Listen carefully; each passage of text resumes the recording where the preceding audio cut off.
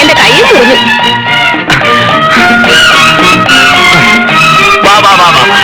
അമ്മ ഇറങ്ങി വാ.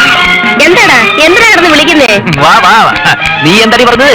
അപ്പുറത്തവന്റെ കാല് കഴുകി വെള്ളം കുടിക്കല്ലേ? ആ വെള്ളം കുടിച്ചാലേ ഫിറ്റാവും. ഫിറ്റ് കണ്ടടി, ആ മാന്യന്റെ തനിനിറം ഞാനിന്ന് കണ്ടു. നീ എന്തൊക്കെയാ പ്രേമായി പറയുന്നേ? രാധികയുടെ രാജീവിനെ പറ്റി പറയുമ്പോ അമ്മയ്ക്കും മരുമോക്ക് ഒരു മുഴം നാട്ടായിരുന്നല്ലോ. ആ സൽസ്വഭാവി മൂക്കറ്റം കുടിച്ച് ബാറിൽ നിന്ന് അടിച്ച് പിരിഞ്ഞു വരുന്നത് ഇന്ന് ഞാൻ കണ്ടു. എടാ, നീ ജനിച്ച പിന്നെ ഇത്ര സന്തോഷിച്ച് ഞാൻ കണ്ടിട്ടില്ലല്ലോ. ശത്രുക്കളാണെങ്കിലും കുടിക്കുന്നു എന്നറിയുമ്പോ വിഷമിക്കല്ലേ വേണ്ടത്? ഓ, ഇത്രയും വലിയൊരു മനുഷ്യന്റെ മാന്യത തകർന്നു വീഴുന്നത് കാണുമ്പോൾ ഞാൻ എങ്ങനെ സന്തോഷിക്കാതിരിക്കും എന്റെ അമ്മേ. പ്രേമേട്ടനോട് ആര് പറഞ്ഞു ഈ പച്ചക്കള്ളം? കണ്ട ആരും പറഞ്ഞതൊന്നുമല്ല, ഞാൻ എന്റെ ഈ രണ്ട് കണ്ണുകൊണ്ട് കണ്ടതാ. നീയും കുടിച്ചോ? അമ്മേ, ഞാൻ ഗോമസാറുമായിട്ട് അതിന്റെ വാതിക്ക സംസാരിച്ചോണ്ട് നിന്നപ്പം അവൻ ചുണ്ടും തുടച്ച് ആടി വന്ന് ബൈക്കിൽ കയറുന്നു. വേറെ എന്തിനെങ്കിലും കയറിയതായിരിക്കും. വേറെ എന്തിനെങ്കിലും ബ്രാൻഡ് ഷാപ്പിൽ കയറി അവരുടെ ചിട്ടിപ്പിരിവുണ്ടോ? നീ അവനെ പറ്റി പൊക്കി പറഞ്ഞപ്പോഴേ ഞാൻ വിചാരിച്ച അവന്റെ കാര്യം പോക്കാന്നുള്ളത്. ഓട്ടോയ്ക്ക് പൈസ കൊടുത്തിട്ടില്ല. ഇതാരുടെ കണ്ടുപിടുത്തവാ? പ്രേമേട്ടൻ കണ്ടെന്നാ പറഞ്ഞത്. സുലോചനയോടാകുമ്പോ എനിക്ക് പറയാലോ. കഴിഞ്ഞ മാസം രാജേട്ടന്റെ അമ്മാവൻ വന്നപ്പോ ഒരു ബോട്ടിൽ കൊണ്ടുവന്നു. പുള്ളിക്കാരൻ മിലിറ്ററിയില്ല. കമ്പനിക്ക് വേണ്ടി ഒന്ന് കൂടാൻ പറഞ്ഞിട്ട് രാജേട്ടൻ ജന്മം ചെയ്താൽ സമ്മതിക്കില്ല. അവസാനം ഞാൻ കൂടെ നിർബന്ധിച്ചിട്ടാ ശകലം കുടിച്ചത്. എന്നിട്ടെന്താ, അതപ്പ തന്നെ ഛർദ്ദിച്ചു. മദ്യത്തിന്റെ മണം തട്ടിയാ രാജേട്ടൻ നോക്കാനും വരും. രാധിക ഇത് അദ്ദേഹത്തോട് ചോദിക്കണ്ട. പ്രേമേട്ടന് ആള് തെറ്റിയതായിരിക്കും. ചോദിച്ചാലും കുഴപ്പമില്ല. ഇങ്ങനൊരു കാര്യം അറിഞ്ഞിട്ട് രാജേട്ടനെ മറച്ചു വയ്ക്കാന്ന് പറഞ്ഞാ എനിക്കാ വിഷമം. ആ, കുടിക്കേ.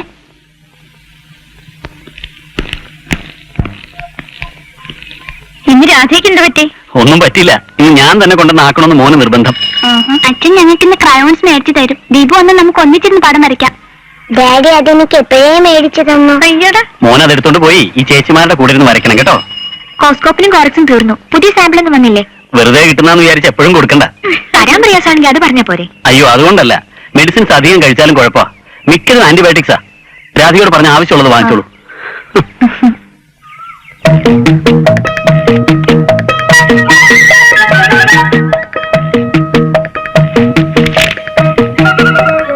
ഞാനിപ്പോ വരാം.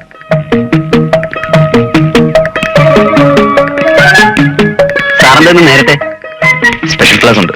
മോനറിയോ ഈ അങ്കിളിനെ? അറിയാം, ദുശാസനങ്ങളല്ലേ? അയ്യോ, ആന്റി വിളിക്കുന്നു കരുതി മോനെങ്ങനെ വിളിക്കാൻ പാടില്ല. മോൻ കോളേജിലാകുമ്പോ പഠിപ്പിക്കേണ്ട സാറല്ലേ? ഈ സാറെന്നെ പഠിപ്പിക്കണ്ടേ? ഈ സാറ് തല്ലും. അവിടെ എപ്പോഴും വഴക്കും സംസാരമൊക്കെ കേട്ടിട്ടാ കുട്ടികളൊക്കെ പെട്ടെന്ന് കാച്ച് ചെയ്യൂല. മോചല് ഭയങ്കര കുസൃതിയാ. കുട്ടികൾ ഇത്തിരി ഓവർ സ്മാർട്ട് ആവുന്നത് നല്ലതാ. കറക്റ്റ്. മുതിർന്നവർ അത്രയ്ക്ക് അങ്ങോട്ട് ആകരുതെന്നല്ലേ സാർ ഉദ്ദേശിച്ചത്? ഞാനും ആ പക്ഷക്കാരനാ. പ്രത്യേകിച്ച് കോളേജ് ലെക്ചർ എന്നൊക്കെ പറയുമ്പോ കുറച്ചുകൂടെ ഡീസന്റ് ബിഹേവിയർ ആളുകൾ പ്രതീക്ഷിക്കും. എന്റെ ബിഹേവിയറിന് ഇപ്പൊ എന്താ കുഴപ്പം? ഒരു കുഴപ്പമില്ല. ബാറിൽ നിന്ന് ഇറങ്ങി വരുന്നത് കണ്ടു എന്നൊക്കെ പെണ്ണുങ്ങളോട് പറയുന്നത് ഭയങ്കര ചീപ്പാ. രാധിക ആയതുകൊണ്ട് അത് ഇഷ്യൂ ആക്കിയില്ല. മോക്ക് എന്നെ നന്നായിട്ട് അറിയാം. വേറൊരു പെണ്ണായിരുന്നെങ്കിൽ കുടുംബകലഹം ഉണ്ടാവാൻ ഇത് ധാരാളം മതി. ഓട്ടോ അങ്ങനെ അങ്ങ് പോകാതെ. ഈ ബാറിൽ നിന്ന് ഇറങ്ങി വരുന്നവരൊക്കെ മദ്യപാനികളാണെന്ന് ഏത് പാഠപുസ്തകത്തിലാണ് സാറേ പറഞ്ഞിരിക്കുന്നത്? വേഗം പോടും. ഈ പരദൂഷണം കോളേജ് ലെക്ചറൊക്കെ ചേർന്നല്ല കേട്ടോ. ചെല്ലേ.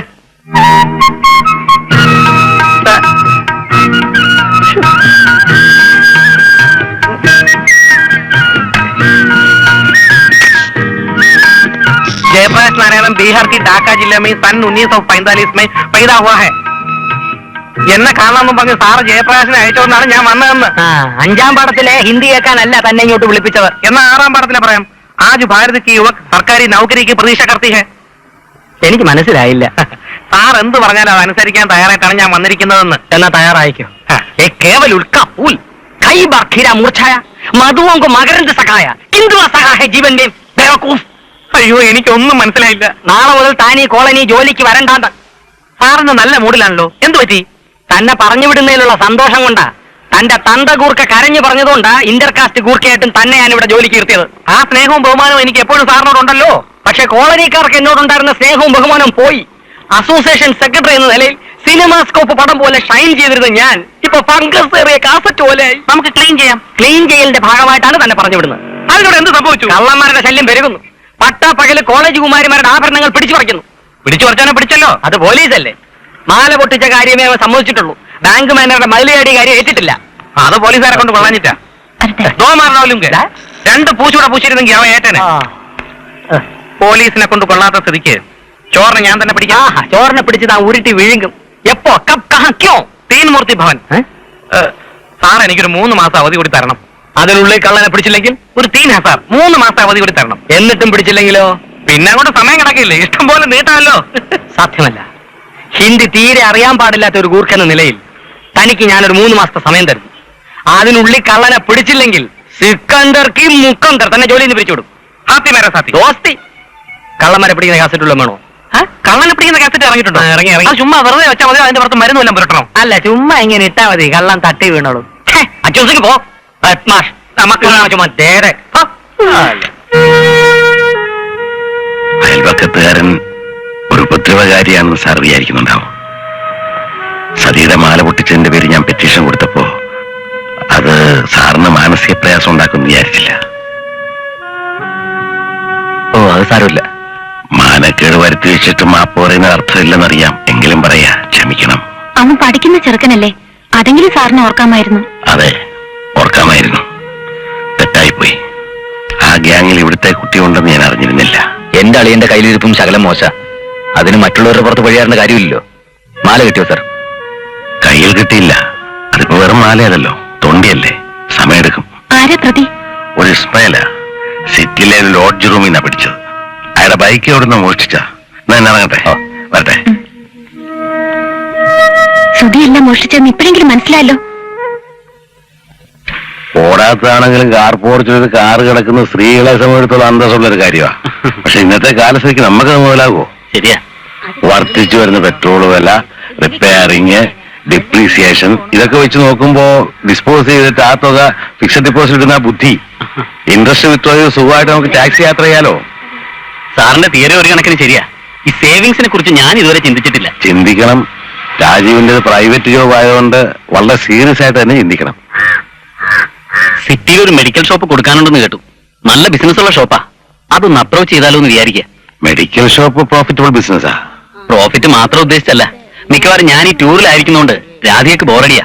മോളെന്നോട് പറഞ്ഞിട്ടില്ല, എന്നാലും നമ്മളത് മനസ്സിലാക്കണ്ടേ. അതെടുത്തിരുന്നെങ്കിൽ മോൾക്കൊരു എൻഗേജ്മെന്റ് ആയനെ. ഷോപ്പിലൊക്കെ പോയിരിക്കാൻ രാധിക വില്ലിങ് ആകുമോ? മോൾ അതിലൊക്കെ ഇൻട്രസ്റ്റഡാ. പിന്നെ അത് ശരി. എനിക്ക് വിശ്വസിക്കാൻ ഒക്കുന്നില്ല. പുതിയ സാരി മേടിച്ചോണ്ട് വരിക, പുറത്തു കൊണ്ടുപോവുക, ഐസ്ക്രീം മേടിച്ചു തരിക. അടുത്ത കാലത്തൊന്നും ഇങ്ങനെ സംഭവിച്ചിട്ടില്ല. പ്രേമേട്ടന് ഇത് എന്ത് പറ്റി? എന്തു പറ്റാൻ? എപ്പോഴും വിചാരിക്കും. പക്ഷെ സമയം കിട്ടുമ്പോഴല്ലേ പുറത്തിറങ്ങാൻ പറ്റൂ. നമ്മുടെ കാര്യത്തിനും സമയം കണ്ടെത്തണം. വീടിനകത്ത് അടച്ചിരുന്ന് മടുത്തു. മറ്റുള്ളൊരു ഭാര്യമാരുമായിട്ട് എന്നും പുറത്തു പോകുന്നില്ലേ? ആ രാധികയും അദ്ദേഹവും കൂടി മെനിഞ്ഞാന്ന് ഇവിടെ വന്നിരുന്നു. അന്നിവിടെ ഷൂട്ടിംഗ് നടക്കുന്നുണ്ടായിരുന്നു. മമ്മൂട്ടി അദ്ദേഹത്തെ വിളിച്ച് കുറെ നേരം സംസാരിച്ചു. അവര് ഫ്രണ്ട്സാ. അതിന് മമ്മൂട്ടിക്ക് മെഡിക്കൽ ഷോപ്പില്ലല്ലോ. അയാൾ വക്കീലായിരുന്നില്ലേ? അയ്യോ, ഫിലിം ഫീൽഡിലുള്ള മിക്കവരുമായിട്ട് രാജേട്ടൻ നല്ല പരിചയത്തിലാ. അവരുടെ വീട്ടിൽ 3-4 പടത്തിന്റെ ഷൂട്ടിംഗ് നടന്നിട്ടുണ്ട്. പ്രേമേട്ടനെ പോലെയല്ല, അദ്ദേഹത്തിന് നല്ല സോഷ്യൽ കോണ്ടാക്ട്സാ.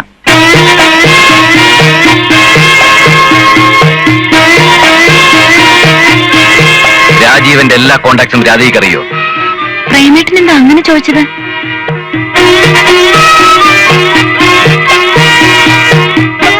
കാര്യം എന്താണെന്ന് പറ പ്രേമേട്ട. രാജീവന്റെയോ രാധികയുടെയോ അടുത്ത ബന്ധത്തിൽപ്പെട്ട പെൺകുട്ടികൾ ആരെങ്കിലും എന്റെ കോളേജിൽ പഠിക്കുന്നുണ്ടോ? ഇല്ല.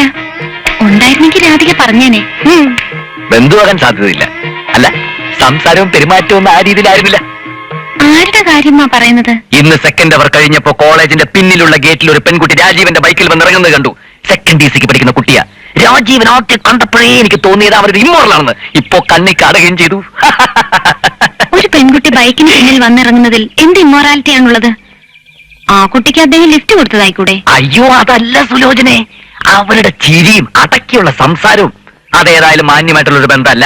ഒരാളെ ഇഷ്ടമല്ലെന്ന് വെച്ച് ഇങ്ങനെയൊന്നും പറയരുത്. പ്രേമേട്ടന് പണ്ടേയുള്ള സ്വഭാവ. മനസ്സിന് പിടിച്ചില്ലെങ്കിൽ പിന്നെ മറ്റുള്ളവരെ കൊണ്ടും വെറുപ്പിക്കും.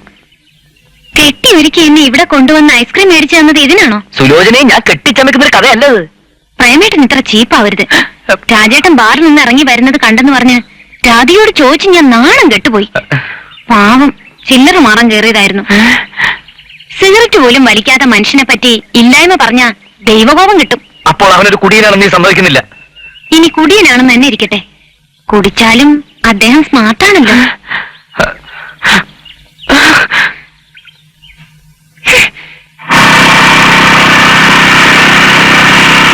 ഹലോ, കേറിക്കോളൂ, ഞാൻ ഡ്രോപ്പ് ചെയ്യാം.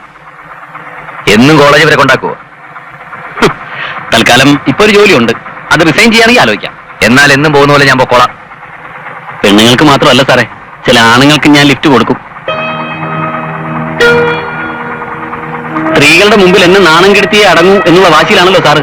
സാറിന്റെ നാളേതാ? എന്തിനാ? അല്ല, മുന്നാളാണോന്ന് അറിയാനാ. നമ്മൾ തമ്മിൽ പൂർവ്വകാല വൈരാഗ്യങ്ങളോ ബന്ധങ്ങളോ ഒന്നുമില്ല. പിന്നെയും എന്തിനാണ് ഈ ഉരസലെന്നാണ് എനിക്ക് മനസ്സിലാകാത്തത്. തൊട്ടപ്പുറത്തും ഇപ്പുറത്തും കിടന്നുകൊണ്ട് വേണോ സാറേ ഇത്? ഒരു കാര്യം അറിഞ്ഞു കഴിഞ്ഞാൽ മനസ്സിൽ വെച്ചുകൊണ്ടിരിക്കാൻ ഞാൻ പഠിച്ചിട്ടില്ല, അതുകൊണ്ട് പറഞ്ഞതാ. പോട്ടെ. സുലോചനയോട് എന്ത് പറഞ്ഞാലും ചൂടാറുന്നതിന് മുമ്പ് അവളത് രാധികയുടെ ചെവിയിലെത്തിക്കും. അത് ചോദിക്കാൻ ഈ കോന്തൻ ഉടനെ വണ്ടി എടുത്തുണ്ടെങ്കിൽ ഇറങ്ങും. ഇനി ഇവൻ ഒന്നും സുലോചനയോട് പറയാതിരിക്കുന്നതാണ് ഭംഗി. എനിക്കിഷ്ടാ, എന്തെങ്കിലും ഒരു ബിസിനസ് ഉള്ളത് നല്ലതല്ലേ? ശിവൻപിള്ള സാറിനോട് ഞാൻ സൂചിപ്പിച്ചു, പ്രൊസീഡ് ചെയ്യാനാണ് പുള്ളിയും പറയുന്നത്. കക്ഷി കണക്കിന്റെ രാശാനാണല്ലോ. എടുക്കണമെന്ന് തന്നെ ഞാനും പറയുന്നത്. പക്ഷേ 3 ലക്ഷം രൂപ എങ്ങനെ ഉണ്ടാക്കണ്ട ചേട്ടാ? ബാങ്കിൽ ഒരു 1.5 ലക്ഷം രൂപ കിടപ്പുണ്ട്. പിന്നെ മോളുടെ ഗോൾഡ് പ്ലെഡ്ജ് ചെയ്തൊരു 50 രൂപ. പിന്നെ പലരുടെയും ഒരു 5-10 രൂപ വെച്ച് ഒരു 50 രൂപ മറിക്കാം. എന്നിട്ടും 2.5 ആവുന്നുള്ളൂ. നമ്മുടെ ഹെൻറി 1 ലക്ഷം രൂപ സഹായിക്കാമെന്ന് ഏറ്റിട്ടുണ്ട്. പക്ഷെ 2 ആഴ്ച കഴിഞ്ഞ് അത് നടക്കും. തിരിച്ചു കൊടുക്കാൻ സാവകാശമുണ്ട്. മെഡിക്കൽ ഷോപ്പിന്റെ എഗ്രിമെന്റ് ഒരാഴ്ചക്കുള്ളിൽ വെക്കണ്ടേ? അതല്ലേ കുഴപ്പം. 2 ആഴ്ചത്തെ അഡ്ജസ്റ്റ്മെന്റിൽ എവിടെന്നെങ്കിലും ഒരു 50,000 രൂപ സംഘടിപ്പിക്കാൻ പറ്റിയ രക്ഷപ്പെട്ടു. ആ, അപ്പുറത്ത് സുലോചനയുടെ ഗോൾഡ് ലോക്കറിൽ ഇരിപ്പുണ്ട്. 2 ആഴ്ച കഴിഞ്ഞ് എടുത്തു കൊടുക്കാമെന്ന് പറഞ്ഞാൽ തരും. പക്ഷേ എങ്ങനെയാ ചോദിക്ക? അതേതായാലും വേണ്ട. ആ പ്രേമേന്ദ്രൻ ഒരു വല്ലാത്ത ടൈപ്പാ. ഹെൽപ്പ് ചെയ്യാനുള്ള മെന്റാലിറ്റി ഒന്നും അയാൾക്കുണ്ടെന്ന് എനിക്ക് തോന്നുന്നില്ല. പിന്നെ എന്ത് ചെയ്യേണ്ട ചേട്ടാ? ആ, മോൾ എന്തിനാ എക്സൈറ്റഡ് ആവുന്നത്? നമുക്ക് ശ്രമിച്ചു നോക്കാം. നടക്കുന്നെങ്കിൽ നടന്നാൽ മതി, ഇല്ലെങ്കിൽ പോട്ടെന്ന് വെക്കാം. ഗോമതി ചേച്ചിയുടെ ഗോൾഡ് ചോദിച്ചാലോ? ആ, ശിവൻപിള്ള സാർ അത് ഹരിച്ചും കുണിച്ചൊക്കെ വെച്ചിരിക്കുക. അയാൾ അത് തരുമെന്ന് മോക്ക് തോന്നുന്നുണ്ടോ?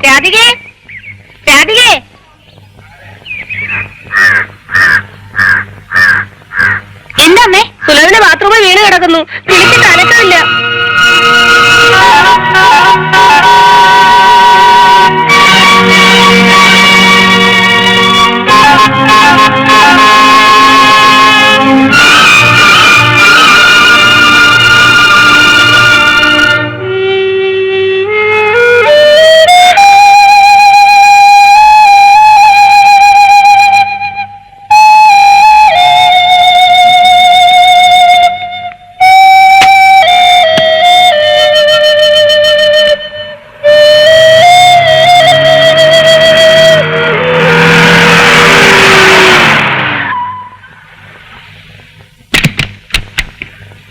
പതുക്കെ. വീടും പൂട്ടിയിട്ടിട്ട് നിങ്ങൾ ഇതെവിടെ പോയി? മോള് പോയിക്കോ. പിന്നെ വരാം. നിനക്ക് അപ്പുറത്തും ഇപ്പുറത്തും ചോദിക്കാറുന്നില്ലേ? അമ്മയും ഭാര്യയും എവിടെ പോയി ഞാൻ അയലത്തുകാരോട് വേണം ചോദിക്കാൻ അല്ലേ? എന്തോന്നും മിണ്ടാത്തത്? ഞാൻ വരാൻ വൈകുമെന്ന് വിചാരിച്ച് പ്ലാൻ ചെയ്ത് സിനിമ കാണാൻ ഇറങ്ങിയതായിരിക്കും. മോളകത്തേക്ക് പോ. അവളുടെ തോന്നിയവസരം അമ്മയും കൂട്ടുക. എന്ത് തോന്നിയ ദിവസം കാണിച്ചെന്നാ?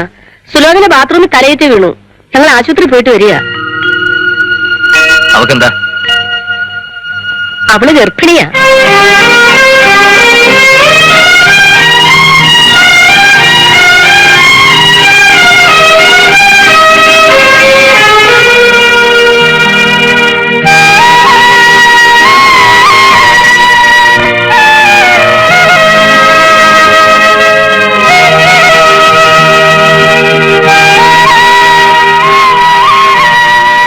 ഞാൻ പ്രതീക്ഷിച്ച പോലെ സ്വന്തം വീട്ടിൽ നമ്മുടെ കുഞ്ഞി എനിക്കാൻ പോകുന്നില്ലേ? ആ വിവരം പ്രേമേട്ടന്റെ കാതിൽ പറയാൻ കൊതിച്ചു വരികയായിരുന്നു. അപ്പോഴല്ലേ സിനിമയ്ക്ക് പോയെന്നും പറഞ്ഞൊരു ചാടിക്കയറ്റം. പോട്ടെ, അറിയാതല്ലേ. പിന്നെ ഉത്തരവാദിത്തങ്ങളൊക്കെ കൂടി വരിക. ഇപ്പോഴുള്ള പരിഭവവും പിണക്കമൊക്കെ മാറ്റിവെച്ച് സുലോചന കുറച്ചുകൂടി സീരിയസ് ആവണം. എന്റെ പങ്ക് കൂടി പ്രേമേട്ടൻ സീരിയസ് ആവുന്നുണ്ടല്ലോ. ഞാനും കൂടി അങ്ങനെ ആയാൽ ഭ്രാന്ത് പിടിക്കും. നമുക്കൊരു കുഞ്ഞ് ജനിക്കാൻ പോകുന്നെന്ന് അറിഞ്ഞിട്ട് പ്രേമേട്ടന് സന്തോഷമില്ലേ? പിന്നില്ലേ? പക്ഷെ വേണ്ടിയിരുന്നില്ല എന്ന ഭാവമാണല്ലോ മുഖത്ത്.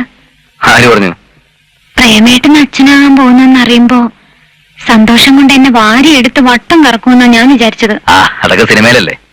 സിനിമയിലായാലും അവരും മനുഷ്യരല്ലേ. രാധിക ഗർഭിണിയാണെന്ന് അറിഞ്ഞപ്പോ രാജീവിനെ അവളെ അടുത്ത് വട്ടം കറക്കി കാണും അല്ലേ? കളിയാക്കൊന്നും വേണ്ട.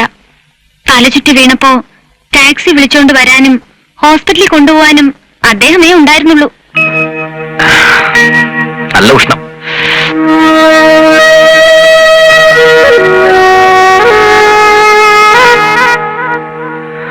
ആ കാര്യങ്ങളൊക്കെ അറിഞ്ഞല്ലോ അല്ലേ? കൈയോട് കൺഗ്രാറ്റുലേഷൻ.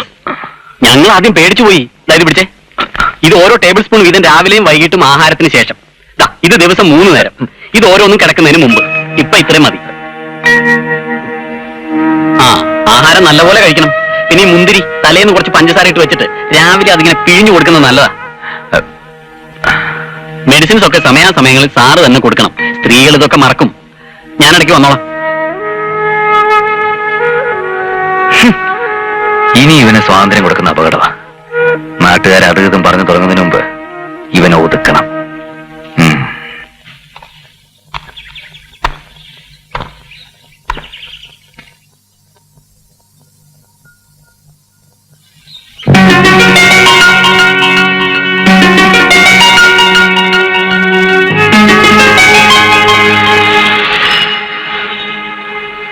ഞാൻ ആലോചിക്കുന്ന അതല്ല, ഈ മരുന്ന് കച്ചവടത്തിനിടയിലും ഇതൊക്കെ കണ്ടുപിടിക്കാൻ രാജീവിനോടുന്ന സമയം. ഞാൻ വളരെ കാഷ്വൽ ആയിട്ട് കണ്ടതാ. ശിവൻപിള്ള സാർ ആള് വളരെ സെൻസിറ്റീവാ. അധികം ആരും അറിയുന്നതിന് മുമ്പ് സുധിയെ വിളിച്ചൊന്ന് താക്കീത് ചെയ്യണം. അന്നത്തെ പോലെ സംസാരിച്ച് വഷളാക്കണ്ട. സുലുവിന് വിഷമം തോന്നാത്ത വിധത്തില് മൈൽഡായിട്ട് മതി. ആർക്കാ? സുലുവിന്. സുലു? ഏത് സുലു? നമ്മുടെ സുലു. നമ്മുടെ സുലു? സുലോചന. ആ സുലോചന എന്റെ ഭാര്യ.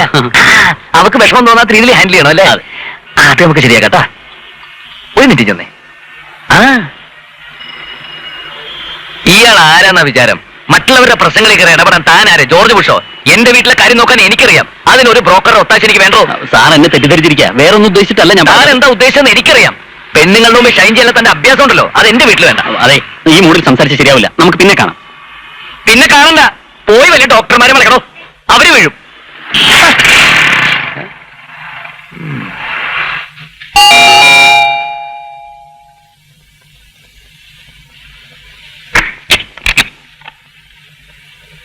അവനെന്തിയ സുധി? കടയിൽ എത്തിയിട്ടില്ല. ഇനി അവനെ ഇവിടെ നിർത്തി അധികം കളിപ്പിക്കണ്ട. അവൻ കൂടുതൽ കളിച്ചാലേ നമ്മൾ ഈ വീട് വിറ്റിട്ട് എങ്ങോട്ടെങ്കിലും പോകേണ്ടി വരും. അവൻ വല്ല ഏടാ കൂടെ ഒപ്പിച്ചോ? ജാത്തിയാലുള്ളത് തൂത്താ പോവോ? അവനവന്റെ പഴയ തൊഴിൽ പിന്നെയും തുടങ്ങി. എഴുത്തുറപ്പ്. ആർക്കാ? ഇപ്രാവശ്യം കൊടുത്ത ബാങ്ക് മാനേജറുടെ വീട്ടിലെ പെണ്ണിനാ. പ്രേമേട്ടൻ കണ്ടോ? ഞാൻ കണ്ടിട്ട് അവന്റെ ചപ്പ കുറ്റി നോക്കിയിട്ട് പൊട്ടിച്ചേനെ. അയലോക്കത്തൊരു മാനുണ്ടല്ലോ, അവനെ കണ്ടത്. ഓരോ പ്രശ്നങ്ങൾ കുത്തിപ്പൊക്കിക്കൊണ്ട് വരിക. സുധി ആർക്കെങ്കിലും കത്ത് കൊടുത്തിട്ടുണ്ടെങ്കിൽ ഞാൻ അവനെ പറഞ്ഞു വിടാം. രാജേട്ടനെ കണ്ടോന്നല്ലേ പറഞ്ഞത്? ഞാൻ അദ്ദേഹത്തോടൊന്ന് ചോദിക്കട്ടെ. ആരടി നിന്റെ അദ്ദേഹം? നിന്റെ അദ്ദേഹം ഞാനടി. എന്ത് പറഞ്ഞാൽ അവളുടെ ഒരു അദ്ദേഹം. അദ്ദേഹം രാധയ്ക്ക് തുണി അനച്ചു കൊടുക്കുന്നു, തേങ്ങ അരണ്ടി കൊടുക്കുന്നു, പോളയെന്ന് വിളിക്കുന്നു, എടുത്തു പിടിച്ച് വട്ടം കിടക്കുന്നു, കൈ ഇടിക്കുന്നു, പാൻറ് ഇടിക്കുന്നു. വന്നു വന്ന് അവൻ പറഞ്ഞാലേ നീ വിശ്വസിക്കൂ അല്ലേ? എടാ പ്രേമ ഒന്ന് പതുക്കെ പറ. എന്തിനു പതുക്കെ കേൾക്കണം? കോളനിക്കാരെ മുഴുവൻ കേൾക്കട്ടെ. സ്വന്തം ഭർത്താവിനെ അവർക്ക് വലിയില്ലല്ലോ, അയലത്ത് അദ്ദേഹമാണ് അവർക്ക് വലുത്. ഞാൻ അവനെ പറ്റി എന്തെങ്കിലും പറഞ്ഞാൽ ഇവൾ അവന്റെ ചെവിയിൽ അപ്പത്തിക്കും. കുറെ ദിവസമായി ഞാനിതൊക്കെ സഹിക്കുന്നു. ഇനി അവന്റെ കാര്യം എങ്ങനെ വീട്ടിൽ സംസാരിച്ചു പോയാ?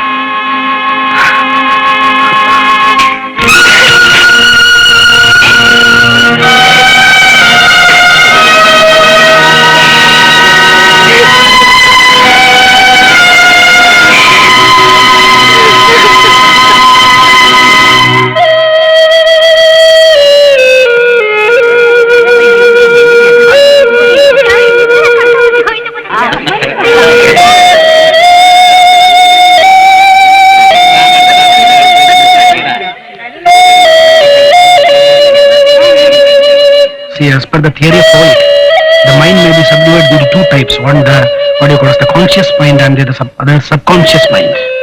The conscious mind may otherwise said to be as the ego that controls the very affair of the mind. Both മനസ്സിനെ control ചെയ്യുന്ന പ്രധാന സംഭവം നടത്തും. That's a very small portion.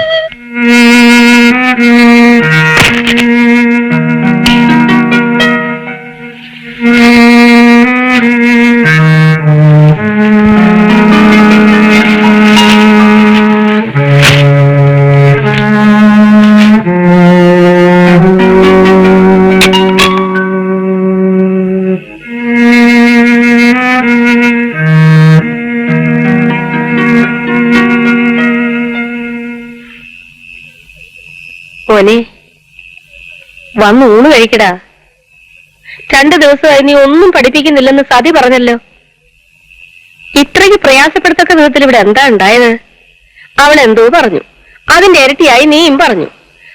അതിന്റെ പേരിൽ ആഹാരം കഴിക്കാതെ മിണ്ടാതെ നടന്നാൽ എങ്ങനെയാ? അവക്ക് വയ്യാണ്ടിരിക്കല്ലേ, ഈ സമയത്ത് തന്നെ വേണം മനപ്രയാസപ്പെടുത്താൻ. വന്ന് ഒന്നും പറയാൻ വയ്യെന്നു ആയോ? നിങ്ങളിങ്ങനെ കലഹിച്ച് കഴിയാനാണെങ്കിൽ ഞാൻ എങ്ങോട്ടെങ്കിലും ഇറങ്ങിപ്പോവും. എനിക്ക് വയ്യ ഇതൊന്നും കാണാൻ.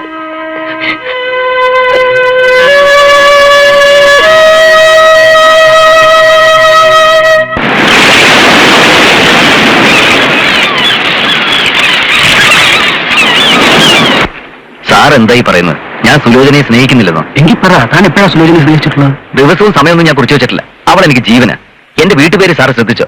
തിരുവാതിര. സുലോചനയുടെ നക്ഷത്രം അത്. ഞാൻ അവളെ വേറൊരാളായിട്ട് കണ്ടിട്ടില്ല. അതുകൊണ്ടാണ് ഇഷ്ടപ്പെടാത്ത കാണുമ്പോൾ വഴക്ക് പറയുന്നു, ഉപദേശിക്കുന്നൊക്കെ. അത് സ്നേഹക്കുറവാണെന്ന് പറഞ്ഞ് തെറ്റിദ്ധരിച്ച? തന്നെ ചൊടിപ്പിക്കാൻ വേണ്ടി പറഞ്ഞതല്ല. സുലോചനയുടെ തനിക്ക് ഉള്ളിൽ തട്ടിയ സ്നേഹമുണ്ടെന്ന് എനിക്കറിയാം. പക്ഷെ സുലോചനയ്ക്കത് അറിയില്ല. താൻ പറയുന്നത് പോലെ രാജീവൻ സൂത്രശാലിയായിരിക്കാം. പക്ഷെ അയാൾ രാധികയോട് സ്നേഹം പ്രകടിപ്പിക്കുന്നു. തനിക്കത് പ്രകടിപ്പിക്കാൻ അറിയില്ല. ഭർത്താവിനെ കുറിച്ചുള്ള വിശ്വാസം രാധികയ്ക്ക് നഷ്ടപ്പെടാത്തിടത്തോളം രാജീവന്റെ കുടുംബത്തിൽ പ്രശ്നങ്ങളില്ല. ദുസ്വഭാവങ്ങളൊന്നുമില്ലാത്ത താൻ ഭാര്യയെ അകമഴിഞ്ഞ് സ്നേഹിച്ചിട്ടും സുലോചനയ്ക്ക് അത് മനസ്സിലാക്കാൻ കഴിയാത്തത് സ്നേഹം ഉള്ളിൽ ഒതുക്കി വച്ചിരിക്കുന്നതുകൊണ്ടാണ്. സ്നേഹം ഉള്ളിൽ വയ്ക്കാനുള്ളതല്ല, പ്രകടിപ്പിക്കാനുള്ളത്. എന്തിനും ഭർത്താവിന്റെ ഒരു അഭിപ്രായം, അഭിനന്ദനം, ഇതൊക്കെ ഏതൊരു സ്ത്രീയും പ്രതീക്ഷിക്കുന്നതാണ്. ഉള്ളിലുള്ള സ്നേഹം ആർക്കും വേണ്ടടോ. അതെടുത്ത് ഉപയോഗിക്കുമ്പോഴാണ് അതിന് വില വരുന്നത്. അതുകൊണ്ട് കഴിയുന്നത്ര സ്നേഹം പ്രകടിപ്പിക്കടോ.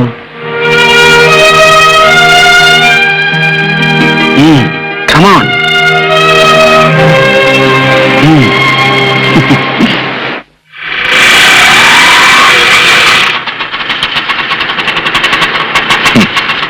ബാക്കി താൻ വെച്ചോടൂ.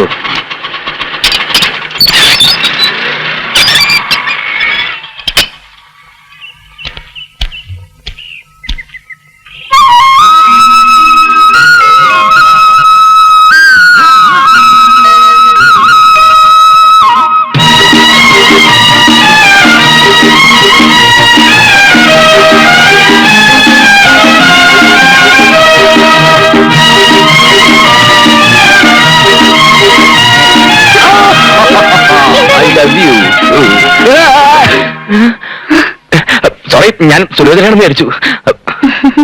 സാറ് കുണിക്കിട്ട കോഴി കണ്ടല്ലേ? ഞാൻ ദേഷ്യപ്പെടുമെന്ന് വിചാരിച്ച് ആ സിനിമയിൽ സിദ്ദീഖിന് അബദ്ധം പറ്റിയോലെ പറ്റിയാന്ന് പറയല്ലേ?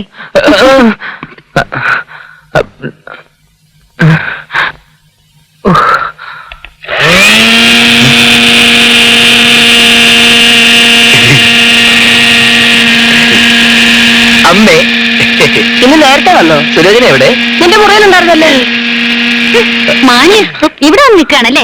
അമ്മയുടെ സൽസ്വഭാവിയായ മകൻ ചുമ്മാതല്ല ഒളിച്ചും പാത്തും നടന്നത്. ഞാനിപ്പോ ബെഡ്റൂമിലോട്ട് ചെന്നപ്പോഴല്ലേ അറിഞ്ഞത്. സുലോചന, ഞാൻ വേണ്ട ഒന്നും പറയണ്ട. നിന്റെ ലൈറ്റ് എടുത്ത് ചാരയ്ക്ക് കൊടുക്കാൻ പോയത്. അത് കൊള്ളാം. എന്റെ നൈറ്റ് എടുത്ത് അവക്ക് കൊടുത്തതിന് പ്രയലായിട്ടും സിഗരറ്റ് വലിക്കണോ? സിഗരറ്റോ? ആ, ശാരദ നനയ്ക്കാനെടുത്ത ഷർട്ടിന്റെ പോക്കറ്റിൽ ഒരു പാക്കറ്റ് സിഗരറ്റ്. എന്ന് മുതൽ തുടങ്ങി ഈ ദുസ്വഭാവങ്ങളൊക്കെ? ചുമ്മാ അല്ല ഓരോരുത്തരുടെ കുറ്റം കണ്ടുപിടിക്കാൻ നടക്കുന്നത്.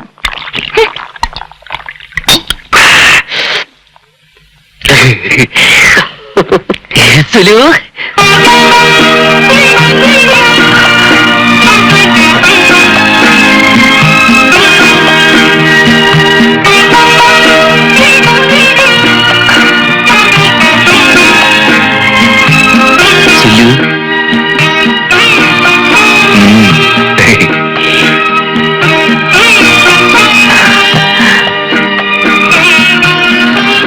എന്താ വിളിച്ചത്? സുലൂന്ന്. സുലോചന എന്നുള്ള വിളി ഒരു രസമില്ല. അതുകൊണ്ട് ഞാനിനി സുലൂന്ന് വിളിക്കും. അമ്മേ, എനിക്കും സുലൂനും മധുരം കൂട്ടി 2 ചായ. ഞാൻ ഡ്രസ് മാറട്ടെ.